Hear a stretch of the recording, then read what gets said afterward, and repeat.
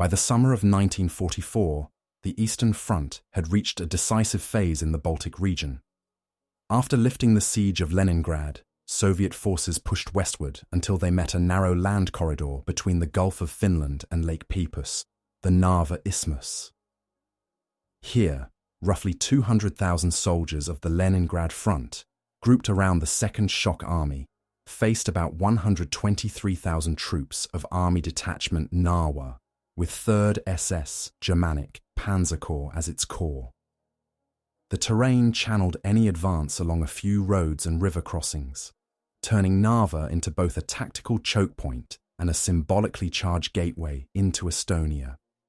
For the Soviet leadership, retaking Narva and then Tallinn offered more than a local military gain. Control of the isthmus threatened the rear of Army Group North and opened a route toward the Baltic ports needed for German sea communications. At the same time, recapturing the Estonian Soviet Socialist Republic allowed Moscow to demonstrate that the pre-war annexation of 1940 would be reasserted in practice, not only on paper.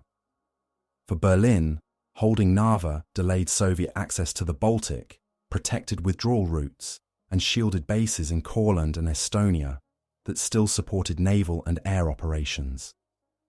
The Estonian population entered this confrontation with recent and conflicting experiences of great powers. The Republic of Estonia had been incorporated into the Soviet Union in 1940, followed by rapid Sovietization, political arrests, and the June 1941 deportation, in which more than 10,000 residents were sent to the interior of the USSR. In parallel, nearly 45,000 citizens were mobilized into the Red Army in 1940 to 1941, including almost 10,000 former soldiers of the pre-war Estonian Army, reorganized as the 22nd Rifle Corps, and approximately 35,000 additional conscripts after the outbreak of war with Germany. When German forces advanced into Estonia in 1941, Soviet units retreated eastward, taking many mobilized Estonians with them. Under German occupation, new formations appeared on the opposite side, police battalions and later the 20th Waffen Grenadier Division of the SS 1st Estonian, which would eventually fight at Narva inside 3rd SS Germanic Panzer Corps. By 1944, Estonians served in significant numbers in both German and Soviet uniforms, creating the conditions for direct confrontations between compatriots on opposite sides of the front. The 8th Estonian Rifle Corps of the Red Army grew out of this earlier mobilization and evacuation. Formally created on November 6, 1942 in the Soviet rear, it was designed as a national corps staffed predominantly by ethnic Estonians. Its structure centered on the 7th and 249th Rifle Divisions, reinforced by volunteers from the Estonian Communist Party, and, for a period, by the experienced 19th Guards Rifle Division. Studies of its personnel indicate that throughout the war, roughly 2/3 to 3/4 of the Corps' soldiers were ethnic Estonians, the rest being from other Soviet nationalities. The path to forming this corps was costly even before it reached the front. Estonian conscripts gathered in the Soviet interior faced long transports, shortages of food and clothing, and limited medical care.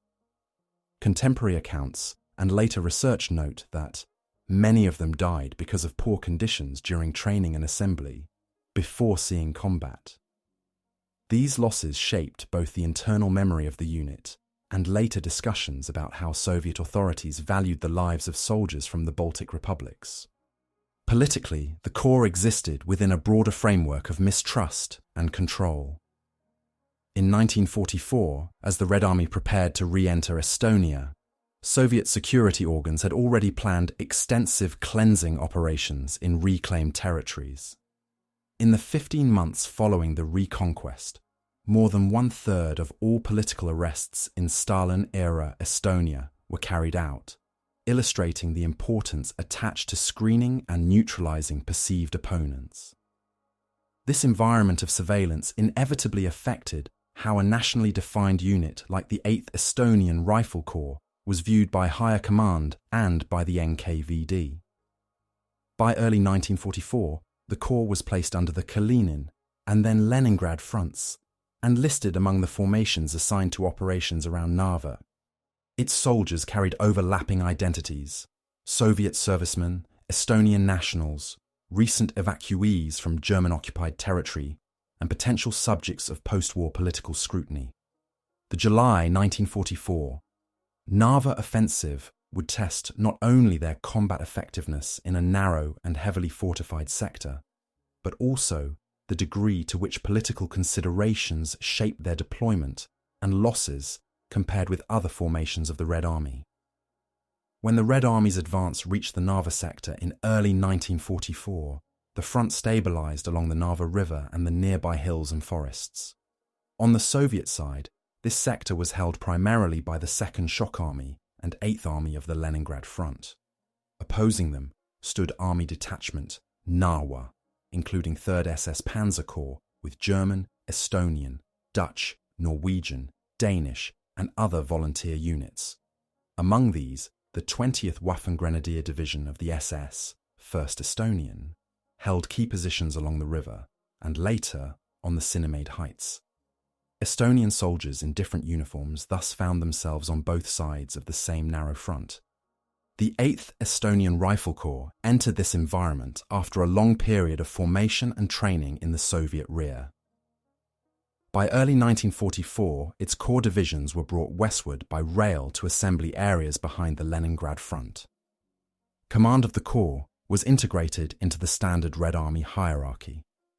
The Corps reported to an Army headquarters, which in turn was subordinated to the front staff under the Leningrad front's commander. Above this stood the Stavka, the Soviet High Command, which defined broad operational objectives for the Baltic region, including the drive toward Narva and eventually Tallinn. As units of the Corps moved into Estonia, they did so under both military and political supervision. NKVD representatives were present at different levels, from front headquarters down to field security sections within rifle divisions. Their tasks included screening returning evacuees, monitoring morale, and identifying any signs of disloyalty. For a national corps whose soldiers had relatives under German occupation, or serving in German-led formations, this added a further layer of tension to the already demanding process of taking up combat positions. The opening phase of the Corps' involvement near Narva coincided with Soviet attempts to expand bridgeheads across the Narva River and to exploit forested and marshy sectors where German defences might be less dense. Rifle divisions were moved into line alongside non-Estonian formations, often tasked with attacking fortified positions that had been prepared over months of fighting. Typical orders directed regiments to seize villages, road junctions, or height lines controlling access to the Narva-Tallinn road, then dig in against counterattacks from German infantry and assault guns. For the soldiers of the 8th Estonian Rifle Corps, the first encounters with the Narva front meant adapting to a landscape that some of them knew from pre-war life and others only from maps. The front line ran through fields, farmsteads, and forests where Estonian civilians still lived or had recently been evacuated. In some sectors, advancing Soviet troops passed through villages marked by previous fighting, with destroyed buildings and improvised graves. In others, German positions were close enough that loudspeakers, leaflets, and occasional shouted appeals tried to exploit shared language and identity. On the German side, the presence of a Soviet Estonian corps was closely watched. Propaganda materials distributed to Estonian civilians and soldiers in German service depicted Soviet Estonian units as instruments of Moscow's policy, emphasizing the earlier mass arrests and deportations of 1940 to 1941. At the same time, German command documents treated the Corps primarily as another Red Army formation in operational terms, assessing its combat strength, artillery support, and likely axis of advance, in much the same way as other rifle corps on the Leningrad front.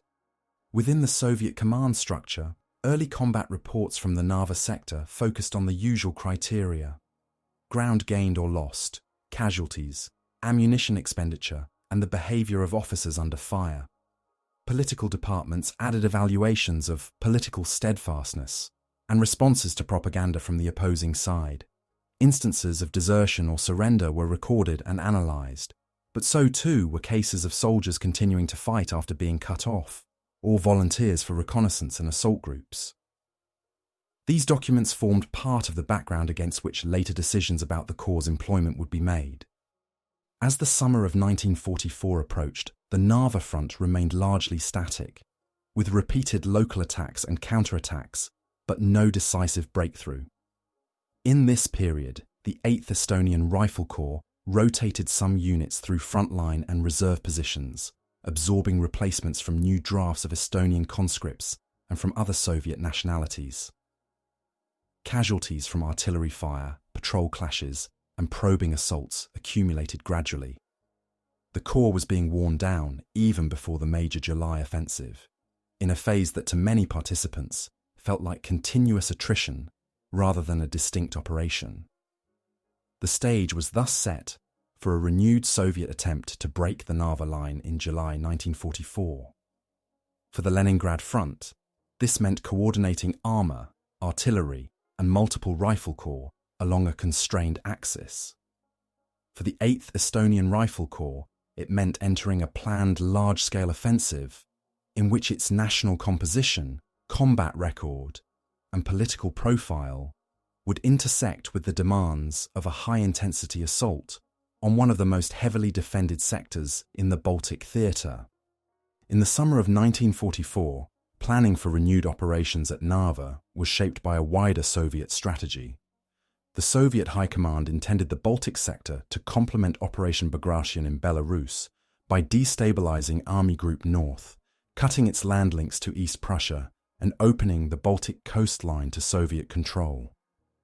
The Leningrad front received the task of breaking the Narva line, forcing German withdrawal from northeastern Estonia, and advancing toward the Gulf of Finland ports and the interior road network around Tartu. Within this framework, the Narva area was designated as a key hinge. The 2nd Shock Army and 8th Army were to mount converging attacks across the Narva River and against the prepared positions on the Sinimäed Heights. The 8th Estonian Rifle Corps was assigned a role that combined military and symbolic functions. On paper, it was one rifle corps among several, responsible for a defined sector of the front, its divisions tasked with advancing along specific axes, securing villages and crossroads, and linking up with neighbouring units. At the same time, its participation allowed Soviet political bodies to frame the offensive as a liberation conducted with visible Estonian participation. German planning followed almost the opposite logic. Army Group North, under pressure from both Belarus and the Leningrad region, sought to preserve combat power while delaying Soviet access to the Baltic. Army Detachment Narwa was instructed to hold successive defensive lines east of the Estonian interior, using terrain and pre-prepared fortifications to slow any breakthrough. Commanders of 3rd SS Panzer Corps, which included the 20th Waffen Grenadier Division of the SS, 1st Estonian, had to balance the need to hold Narva with the risk of encirclement if Soviet forces advanced rapidly along the Gulf of Finland or south of Lake Peipus. For the 8th Estonian Rifle Corps, the operational planning process was conducted at multiple levels. Corps headquarters received directives on the timing and direction of the main assault, the allocation of artillery and armour, and coordination with adjacent rifle and tank formations. Staff officers translated these into detailed orders for divisions and regiments. Objectives set in terms of lines on the map, time schedules for artillery preparation, and specific instructions for crossing water obstacles, clearing trenches, and consolidating captured ground. Engineer units were tasked with building and repairing roads, laying and lifting mines, and preparing bridging equipment for river and stream crossings. Alongside these military preparations, political departments and security organs refined their own plans. NKVD units and SMERSH military counterintelligence tighten control over movements through rear and frontline zones.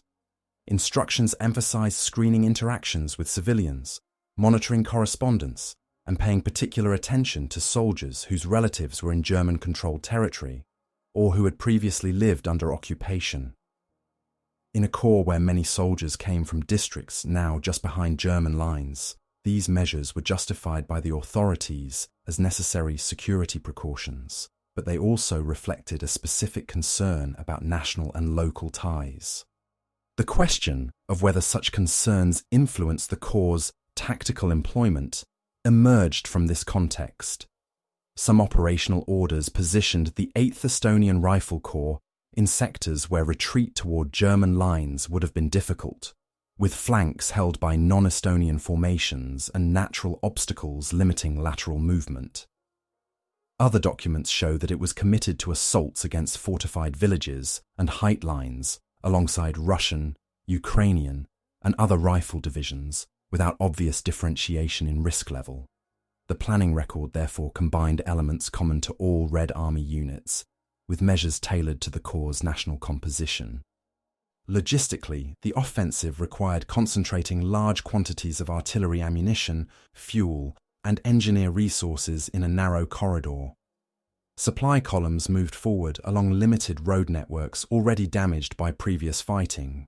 For the 8th Estonian Rifle Corps, this meant that its combat strength in July 1944 would depend not only on the number of rifles and machine guns nominally on its rolls, but also on the ability of the Leningrad front to sustain artillery support and replacements during a high-tempo assault on entrenched positions.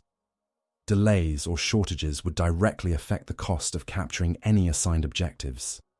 Propaganda formed a fourth layer of planning. Soviet political officers prepared leaflets, radio broadcasts, and speeches addressed to Estonian civilians and to Estonians serving in German units. Themes included promises of restored Soviet rule, references to earlier anti-fascist struggles, and appeals to national pride linked to the corps' participation. German authorities responded with their own messaging, stressing memories of 1940 to 1941 and presenting the 8th Estonian Rifle Corps as a tool of Moscow. Thus, before the first guns of the July offensive opened, both sides had integrated the corps into their military, security, and information strategies, setting the stage for how its actions and losses would later be interpreted. The July offensive at Narva opened with a concentrated artillery preparation along the river and the ridge lines east of the town. In the early hours, batteries from multiple rifle corps and attached artillery formations shelled German and Estonian SS positions, targeting known trench systems, command posts, and suspected artillery batteries. Smoke screens were laid over crossing points and road junctions to cover the advance of assault battalions. For soldiers in forward trenches, the shift from months of limited local engagements to a coordinated barrage signalled that this phase would differ from the attritional pattern that had preceded it. Infantry waves from the Leningrad Front's rifle corps, including the 8th Estonian Rifle Corps, were then ordered forward against positions that had been refined by the defenders since winter. In sectors where the river line had already been crossed earlier in the year, the first objective of the day's attacks was to widen and deepen existing bridgeheads. Estonian rifle regiments moved across open and partially marshy ground toward belts of barbed wire, minefields, and log bunkers, advancing behind rolling barrages that were intended to suppress machine gun and mortar fire. Where anti-tank ditches and shell holes cut the ground, company and platoon leaders had to improvise routes at short notice.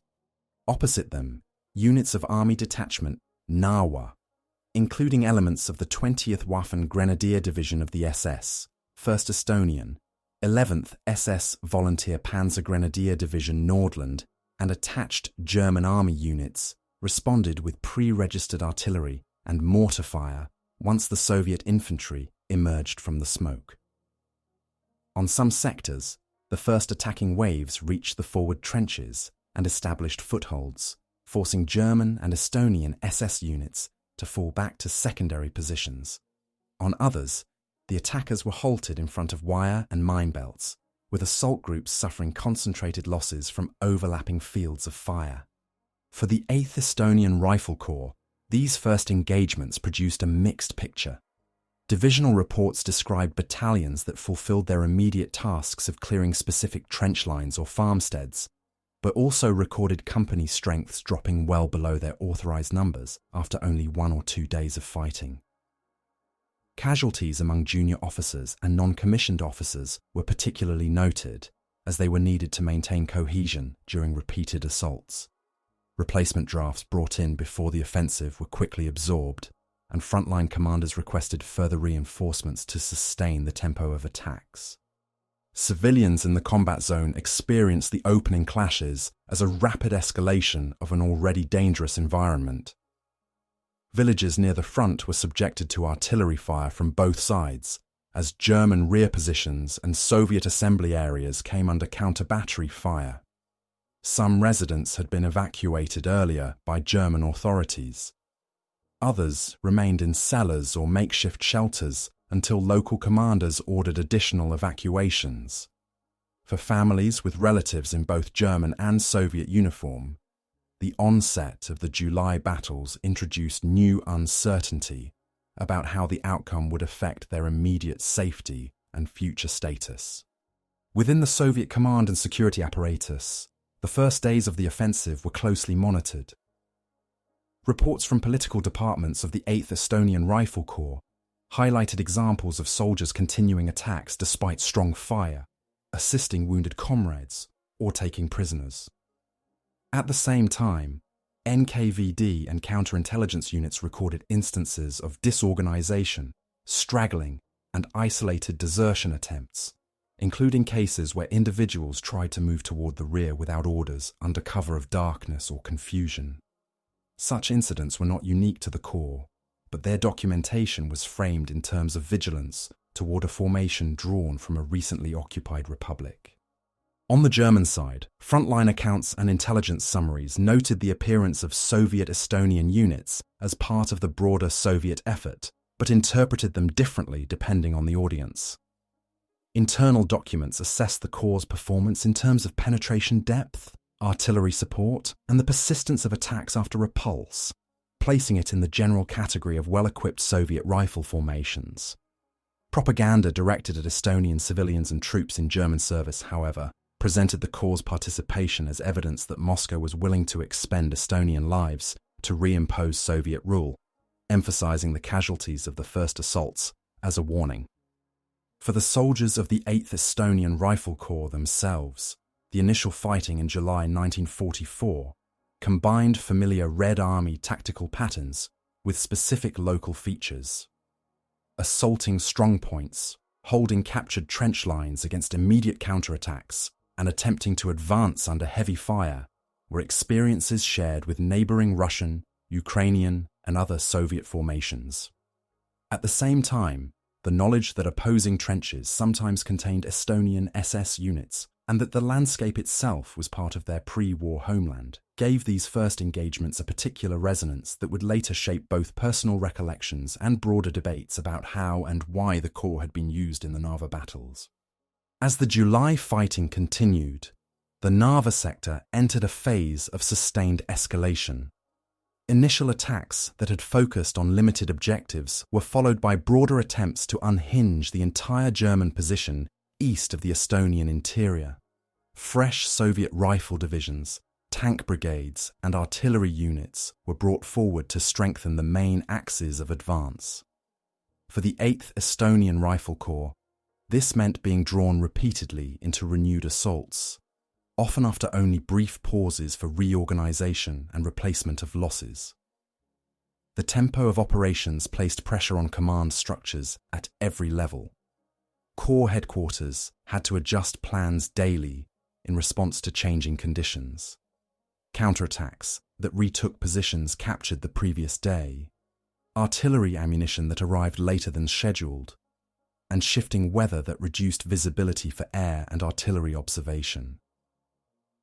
Divisional staff officers reported battalions that had gone into action with several hundred men now reduced to much smaller numbers.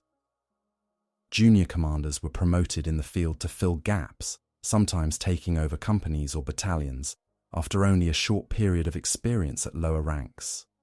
Terrain and fortifications added to the crisis. The German defensive system around Narva and the Sinaimide Heights consisted of multiple trench lines, interconnected strongpoints, and positions designed to funnel attackers into pre-sighted fields of fire. When Soviet attacks gained ground in one sector, defenders often fell back to a second or third line, forcing assault units to repeat the process under continuing fire. For formations like the 8th Estonian Rifle Corps, which had to advance across partially cleared minefields, narrow forest rides, and open slopes, the cumulative effect was measured in mounting casualty reports and requests for further reinforcement.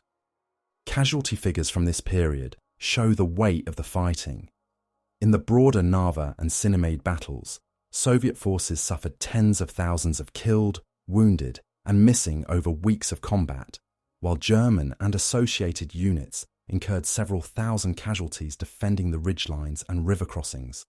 Within this overall framework, the 8th Estonian Rifle Corps experienced attrition similar to other rifle corps committed repeatedly to frontal attacks. Its regiments reported company strengths shrinking after each major assault, and medical services struggled to evacuate and treat wounded through congested rear area roads. At the same time, political and security tensions intensified. NKVD and SMERSH officers continued to examine the behavior of the Corps' personnel under fire. Reports noted both discipline and instances of breakdown. Soldiers who returned from forward positions without weapons, confusion during night movements, and small groups that lost contact with their units. Where such cases occurred, investigators looked for patterns that might indicate more than individual fatigue or disorientation, asking whether local knowledge or family ties in nearby districts played any role in decisions at the front line. The presence of Estonian soldiers on both sides of the Narva front sharpened these concerns. Soviet political officers recorded episodes in which prisoners from Estonian SS units were interrogated about their contacts with the Soviet Estonian Corps and whether any communication existed across the lines. German field police and security branches likewise questioned captured or deserted Soviet Estonian soldiers about morale and loyalty within their formations. In both systems, the information gathered was used to refine assumptions about the reliability of nationally defined units under conditions of heavy loss. Supply lines came under strain as the fighting extended. Transport units of the Leningrad front, operating on limited road networks subject to artillery fire and air attacks, had to bring forward ammunition, fuel, and rations while also evacuating wounded and moving replacement troops. For the 8th Estonian Rifle Corps, this meant that frontline units sometimes entered renewed attacks before promised artillery stocks were fully replenished, or with fewer armoured support vehicles than originally planned. Such shortfalls were not unique to this corps, but they influenced how commanders weighed the risks of further frontal assaults against well-prepared positions. Internationally, the crisis in the Baltic region was overshadowed by the larger developments of the summer of 1944. Operation Bagration in Belarus attracted more attention in foreign reports, as did Allied operations in Normandy and Italy. Nevertheless, diplomatic observers in neutral states followed the Narva and Baltic fighting as an indicator of Germany's ability to hold its northern flank and of the Soviet Union's determination to re-establish control over the Baltic republics.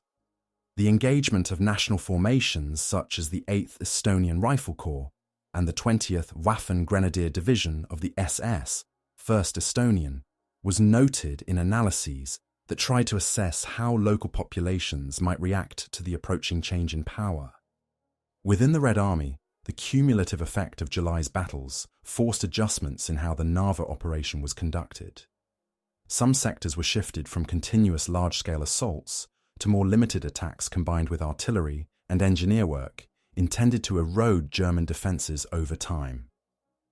For the 8th Estonian Rifle Corps, this meant periods of intense combat, alternating with shorter intervals of trench warfare, patrol activity, and regrouping. Yet the overall pattern remained one of high-intensity engagement, in which tactical gains were paid for with steady losses, and in which questions about the Corps' specific national character intersected with broader issues of manpower, morale, and command under pressure. The peak of the Narva Synod, fighting in late July 1944, brought together the highest concentration of forces yet seen on this sector. Soviet commanders massed rifle corps, breakthrough artillery divisions, and armoured units for successive assaults on the Tannenberg Line, the series of positions anchored on the three Sinomi hills. The 8th Estonian Rifle Corps formed part of this grouping, deployed alongside Russian, Ukrainian, and other rifle formations tasked with attacking different sections of the ridge and its approaches. On some days, preparatory fire from hundreds of guns and rocket launchers preceded infantry attacks that aimed to break through multiple trench lines in one coordinated effort.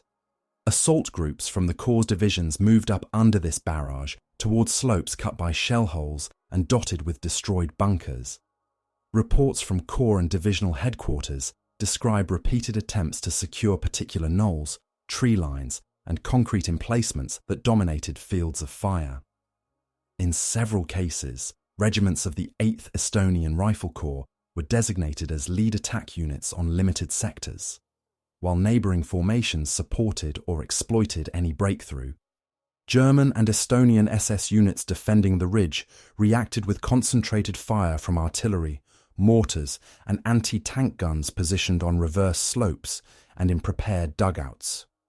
Counterattacks, often supported by assault guns or tanks, aimed to push Soviet units off any ground they had gained during the day. In this environment, control of a single height might change hands several times, with each side recording heavy casualties in battalion and regimental diaries. For the defenders, the priority was to maintain a continuous line along the main crests. For Soviet forces, including the 8th Estonian Rifle Corps, the objective was to secure and hold even small footholds that could be expanded in later assaults. The intensity of combat at this stage heightened the question of how different units were being used. Combat records show that the 8th Estonian Rifle Corps was committed repeatedly to frontline roles, sometimes shifted from one hard-pressed sector to another, as part of efforts to maintain pressure along the entire ridge. However, similar patterns appear in the employment of neighbouring Soviet Rifle Corps that also suffered sharp reductions in effective strength. In operational summaries, Soviet staff officers tended to group the Corps with other assault formations rather than single it out as uniquely exposed, indicating that its heavy losses occurred within a broader pattern of high demands placed on all frontline units in this operation. For the soldiers of the Corps, the peak of the campaign meant extended periods in exposed positions under artillery and air attack, followed by orders to advance again. Company muster lists from this period show rapid turnover of personnel, with survivors of earlier battles serving alongside recently arrived replacements who had little time to acclimatise to the conditions. Medical services worked close to capacity, establishing aid posts near the front and moving the wounded to field hospitals further back. The distinction between planned major offensives and the daily reality of continuous fighting became less visible at battalion level, where each day's objective was often to hold a trench line or improve positions by a few dozen metres. Civilians in the surrounding areas experienced this peak of the Narva operations through displacement, requisitions, and the destruction of infrastructure. Villages near the main axes of attack and defence were subject to almost constant shelling. Farm buildings, barns and churches used as observation posts or strongpoints became targets. Some inhabitants were moved further west by German authorities. Others encountered Soviet troops for the first time since 1941 as front lines shifted. Local roads were congested with military traffic, limiting the movement of civilian carts and livestock and complicating attempts to harvest fields that still lay outside the immediate battle zone. At higher levels of command, the July-August battles around Narva and Sinomi led to debate over whether continued frontal assaults could achieve decisive results. German commanders weighed the option of holding the ridge indefinitely against the risk that breakthroughs elsewhere might render the position untenable. Soviet front and army headquarters evaluated the cost of each renewed attack in relation to wider operations in the Baltic and Belarus. For the 8th Estonian Rifle Corps, the peak of the Narva fighting thus coincided with a moment when strategic decisions about withdrawal and further offensives were being made above its level, while at its own level it remained engaged in some of the most demanding combat of its wartime experience. As the fighting around Narva and the Sinimäed Heights settled into a prolonged struggle, both sides shifted from purely offensive or defensive patterns to a phase of adaptation.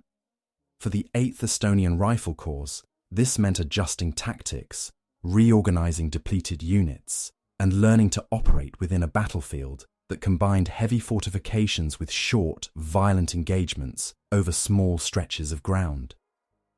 Company commanders increasingly relied on reconnaissance patrols, night movements, and carefully prepared assault groups rather than large daylight waves alone. One form of adaptation was the use of smaller, specially briefed detachments to probe weak points in the German line. Platoons were sent forward under cover of darkness to identify gaps between strongpoints, locate minefields, and mark routes for later assaults. Engineer squads accompanied them, tasked with cutting wire, breaching obstacles, and preparing covered approaches.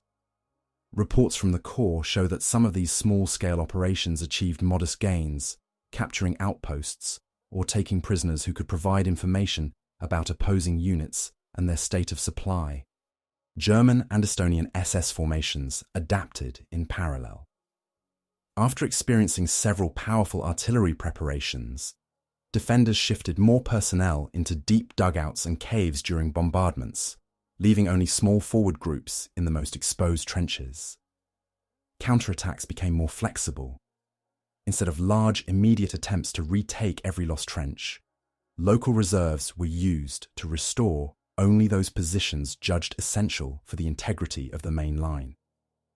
This forced Soviet units, including the 8th Estonian Rifle Corps, to hold newly captured ground under intermittent but steady pressure, with no guarantee that a successful attack would lead to a lasting advance.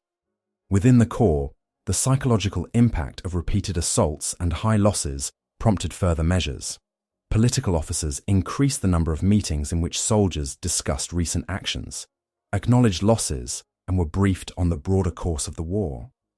Some accounts from the time mention that references to victories in Belarus and elsewhere on the Eastern Front were used to place the hardships at Narva in a wider context, suggesting that continued effort would contribute to a general shift in the strategic situation.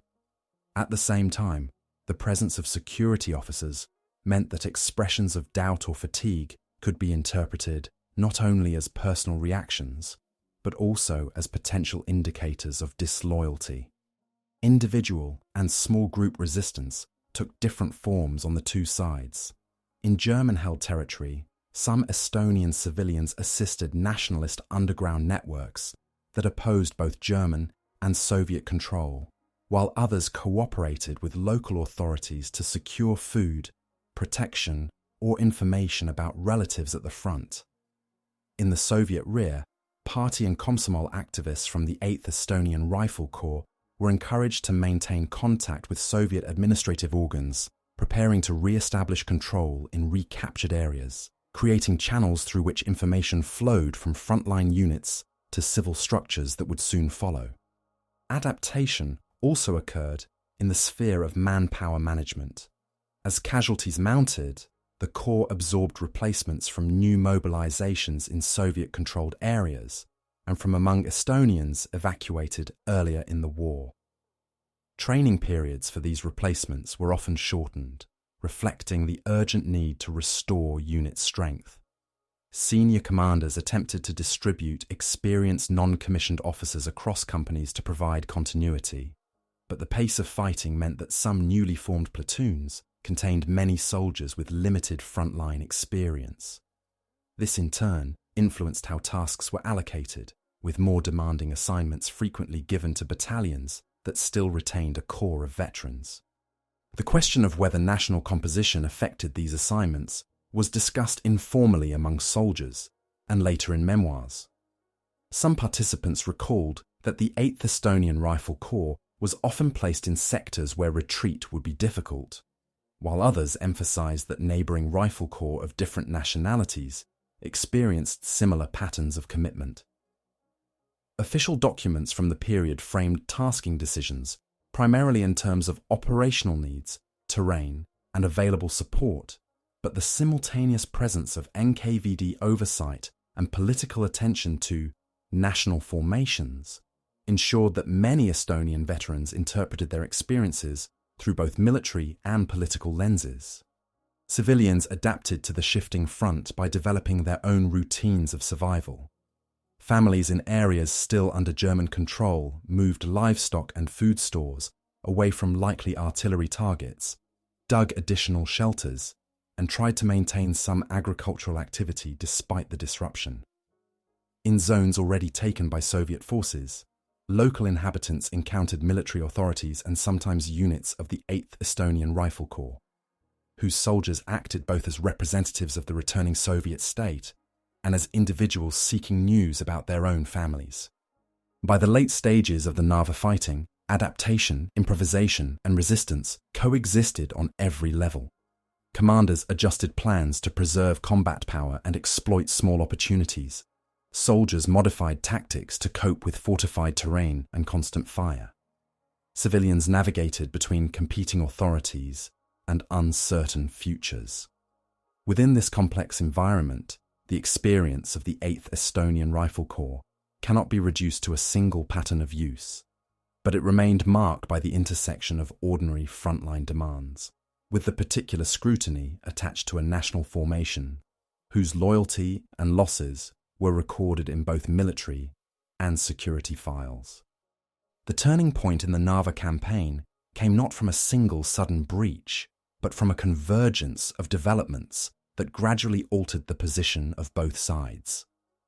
As July 1944 progressed, Soviet operations in Belarus broke apart Army Group Center, while pressure along the Baltic front made the continued defense of the Narva-Sinimäed line increasingly difficult to justify. In this broader context, the ridge that had been fought over at such cost began to lose some of its strategic value compared with the need to avoid encirclement and preserve forces for future defense in the Baltic.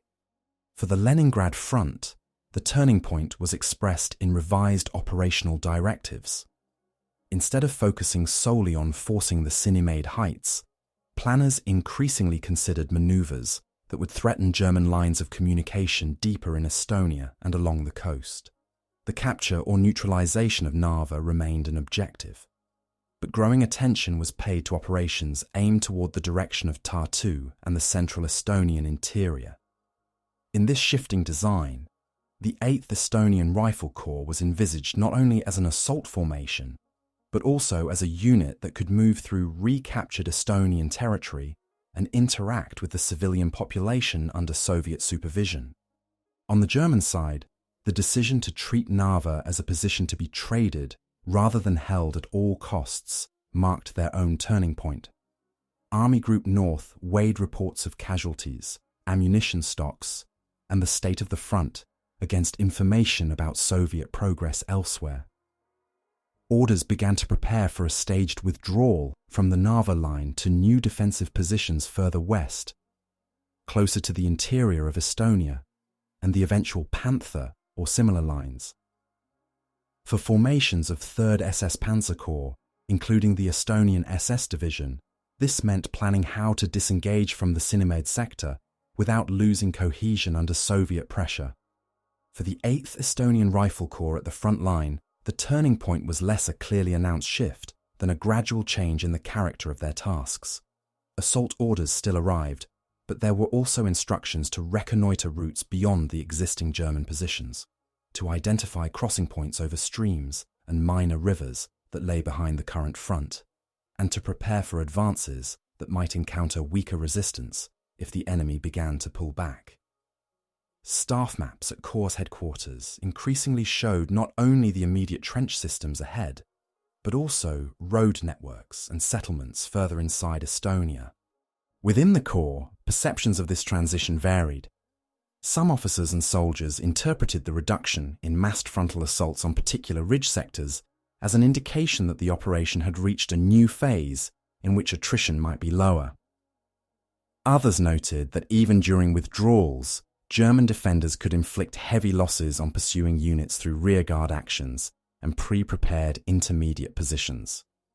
The Corps' casualty lists continued to grow, but the distribution of losses shifted from repeated attempts to take the same fortified heights toward more fluid engagements along retreating lines. This period also marked a turning point in how political and security organs viewed the 8th Estonian Rifle Corps. As the likelihood of a Soviet return to the Estonian cities and countryside increased, NKVD and SMERSH reports focused more on the future role of the Corps' personnel in re-establishing Soviet control. Lists were prepared of officers and activists considered suitable for later administrative or security duties in recaptured areas. At the same time, surveillance over the rank and file remained strict, with instructions emphasizing the need to prevent unauthorized contact with civilians during any advance through familiar districts. Civilians experienced the turning point through signs that the front was beginning to move. Increased traffic on German supply roads, the dismantling of some rear area installations, and rumors of coming withdrawals circulated among villagers and townspeople. In some areas, German authorities accelerated evacuations of equipment and personnel. In others, local administrators stayed in place until orders arrived.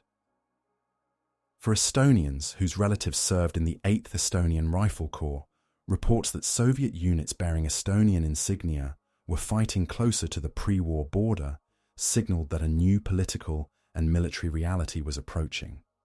From an operational perspective, the shift from a static struggle around Narva to a more mobile series of actions deeper in Estonia represented a turning point in the Corps' employment.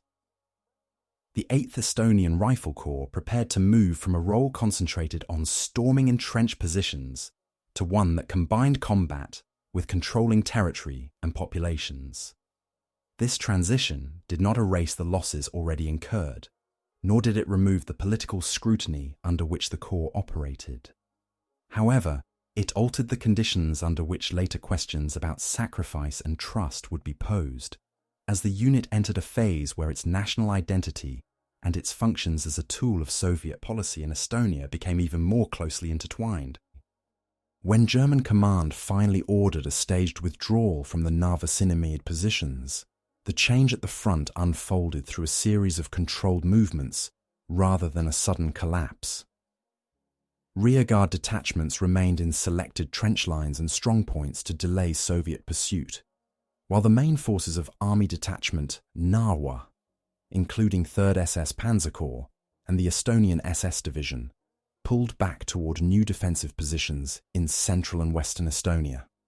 Bridges were prepared for demolition, supply depots were emptied or destroyed, and engineer units laid additional mines along likely Soviet approach routes. For the 8th Estonian Rifle Corps, the end of the Narva phase of operations came through orders to advance cautiously into areas that had been heavily fought over only days before. Patrols moved through abandoned or partially held positions, checking for booby traps and isolated rearguards. Artillery remained forward to answer any sudden concentrations of fire from German batteries covering the withdrawal.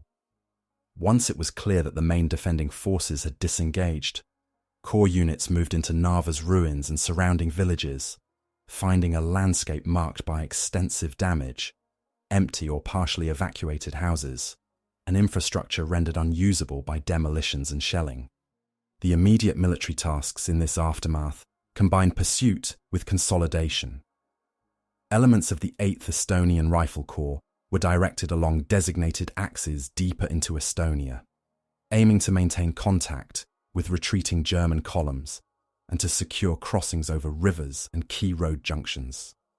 Other units stayed behind to hold the newly gained line, clear minefields, and support engineer work on bridges and roads needed for further Soviet formations.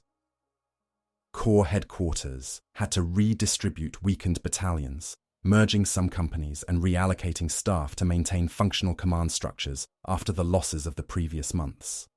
Civilians who remained in the recaptured areas encountered Soviet authority in several forms. Field commandants' offices took over local administration, requisitioning buildings for headquarters and supply depots. NKVD and SMERSH units established filtration points to screen returning evacuees, prisoners of war, and residents who had lived under German occupation. For some inhabitants, the arrival of the 8th Estonian Rifle Corps, with its Estonian language commands and insignia, signalled a return of familiar elements within a Soviet framework. For others, memories of the 1940 to 1941 deportations and mobilizations raised concerns about what renewed Soviet control would mean. For soldiers of the Corps, the aftermath of the Narva battles often meant either movement into new operations or transfer to medical facilities. Wounded personnel were evacuated to hospitals in the Soviet rear, where decisions were made about their future fitness for service. Those who remained in the ranks continued to receive replacement drafts to restore unit strength for upcoming engagements in central and southern Estonia. Memorialization at this stage took the form of temporary cemeteries near the front and entries in unit books listing those killed or missing in action, rather than the larger monuments that would appear after the war. Security and political measures intensified as the front moved west. In towns and villages where the 8th Estonian Rifle Corps passed or temporarily stationed, NKVD officers used lists compiled earlier to identify individuals considered politically unreliable or suspected of collaboration with German authorities. Veterans of the Corps were not exempt from scrutiny. Some who had relatives in German service or who had lived under occupation before being mobilized earlier in the war were questioned about their contacts and movements. In a number of cases, arrests and transfers to filtration camps or prisons followed relatively soon after the formal end of local combat operations. German withdrawal left behind a population that had to adjust quickly to the new conditions. Some civilians who had worked in German-administered structures tried to demonstrate loyalty to the returning Soviet system by offering information or assistance, while others attempted to conceal their past roles. Families with members in the Estonian SS division or other German units faced uncertainty about how Soviet authorities would treat their relatives if captured, and about whether their own association with them would have consequences. The presence of a Soviet Estonian Corps did not remove these concerns, but sometimes influenced how local residents framed their initial encounters with Soviet troops. Within the Red Army's administrative system, the Corps' performance at Narva and Sinimäed was summarized in reports that combined praise for persistence under difficult conditions with tabulated casualty figures and assessments of discipline. Decorations were awarded to selected officers and soldiers, while files were opened or updated for those investigated by security organs. The same documentation that recorded the end of combat around Narva also provided material for later evaluations of the Corps' reliability and potential use in post-war structures in Estonia. By the time the front moved away from the Narva sector, the 8th Estonian Rifle Corps had left behind a line of positions, graves, and administrative changes that marked the transition from one phase of the war to another. German forces re-established themselves further west. Soviet formations, including the Corps, turned toward new objectives in the Estonian interior and beyond. For many participants, the Narva battles became a distinct chapter in their wartime experience, defined by high levels of attrition, complex encounters with compatriots on the opposite side, and the beginning of a new period of Soviet control, in which their status as both Estonians and Soviet servicemen would be closely examined. In the decades after the war, the experience of the 8th Estonian Rifle Corps at Narva became part of overlapping and sometimes conflicting memories. Within the Soviet Union, official narratives presented the Corps as an example of fraternal cooperation among the peoples of the USSR. emphasizing its role in the liberation of Estonia and its participation in major operations. Citations of its performance at Narva highlighted perseverance under heavy fire and the recapture of Estonian territory. In this version, the Corps' high losses were interpreted as part of the wider cost borne by all Soviet nationalities in defeating Germany. Among many Estonian veterans and civilians, a different emphasis emerged: personal accounts of repeated frontal attacks, strong NKVD oversight, and post-war surveillance contributed to interpretations that the Corps had been treated with particular harshness or expendability. The fact that Estonians in German service were also committed to some of the most intense sectors around Narva reinforced a perception that both sides had used Estonian manpower in positions of high risk, while key political decisions were taken elsewhere. Families who had members on both sides carried these experiences into private and later public discussions about whether national units had been sacrificed in the pursuit of broader strategic goals. Archival research after the restoration of Estonian independence provided additional material for these debates. Operational documents showed that the 8th Estonian Rifle Corps had indeed been assigned to sectors of heavy fighting and had suffered high casualties. But they also indicated that neighbouring Soviet corps of other nationalities experienced similar patterns of commitment and loss under comparable conditions. Security files confirmed that Estonian formations were subject to intensive NKVD monitoring, yet similar structures of control existed for other national units within the Red Army. Historians analysing these sources reached varied conclusions about the balance between strategic necessity and political mistrust in shaping the Corps' employment. The post-war treatment of Estonian veterans added another dimension. Many former soldiers of the 8th Estonian Rifle Corps were demobilized into a society undergoing rapid Sovietization, land reform, and industrial restructuring. Some were recruited into ministries, security organs, or local party structures, where their war records were viewed as evidence of loyalty. Others, particularly those with relatives in Western countries or in German formations, were kept under surveillance, subjected to questioning, or, in some cases, arrested during broader campaigns against perceived nationalist elements and former persons. Mass deportations from Estonia in the late 1940s and early 1950s included individuals with Red Army service, reinforcing among some communities the belief that wartime loyalty had not guaranteed post-war security. In this context, the question of whether the Corps had been sacrificed at Narva cannot be separated from the broader pattern of Soviet nationality policy and security practice. The Red Army's conduct of operations in 1944 shows that many rifle corps, regardless of ethnic composition, were subjected to repeated frontal assaults with high casualty rates, reflecting the command priorities and doctrinal assumptions of the time. At the same moment, the existence of special oversight mechanisms, political screening, and later deportations demonstrates that Baltic and other national formations were embedded in a system that treated them as both military assets and potential security risks. The legacy of the Narva battles also extends into how different communities remember the war. In some Estonian narratives, the 8th Estonian Rifle Corps is presented primarily as a formation whose members were caught between two occupying powers, their service and losses later overshadowed by political repression. In others, emphasis is placed on the Corps' contribution to the defeat of Nazi Germany and the restoration of Estonian language institutions within Soviet frameworks. Russian and broader Soviet-era accounts have tended to integrate the Corps into a general story of multinational heroism, with less attention to the specific post-war experiences of its veterans. For historians, Narva and the role of the 8th Estonian Rifle Corps provide a case study in how military, political, and social factors intersect. Examining unit records, casualty statistics, NKVD reports, and post-war administrative measures allows for a more nuanced reconstruction of events than either celebratory or accusatory interpretations alone. The Corps appears neither as uniquely privileged nor uniquely targeted in every respect, but as a national formation operating under conditions where high-risk employment, close surveillance, and later political scrutiny were all present.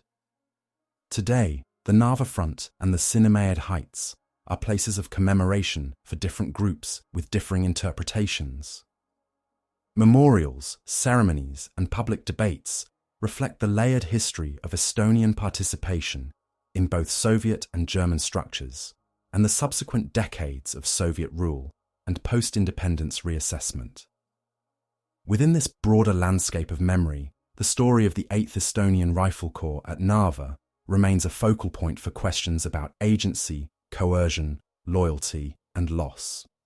By tracing the Corps from its formation and early hardships through the Narva battles, post-war surveillance, and evolving historical debates, it is possible to see why the idea of sacrifice has such resonance. The available evidence suggests a complex reality in which operational demands, nationality policy, and individual experiences overlapped, rather than a single directive to expend one national unit for the glory of another. The legacy of that complexity continues to shape how the Narva campaign is studied, commemorated, and discussed in Estonia, Russia, and beyond.